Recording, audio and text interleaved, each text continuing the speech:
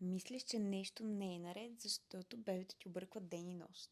Всъщност това е напълно нормално и сега ще ти разкажа защо. Знам какво е. Раждаш, прибираш се вкъщи и очакваш да започнеш някакъв ритъм, особено ако преди това си се информирала по въпроса, но уви, бебето ти спи спокойно по цял ден, а будува през нощта.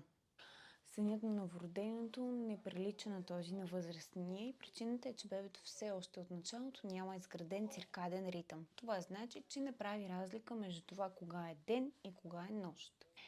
И ако не го събуждаме през деня, за да събира това налягане за сън, за което всички консултанти говорим, бебето може да си отспива дълго през светлата част на денонощието, а да будува през нощта. Става активно, понякога раздразено, а с него будуваме и ние самите. Обикновено това започва да се променя между 6-та и 12-та седмица. До тогава твоето присъствие и режимът през деня ще му бъдат от помощ. Ако си в този етап и се чудиш как да помогнеш на бебето си да влезе в ритъм, напиши ми думичката ритъм в коментарите и ще ти дам насоки.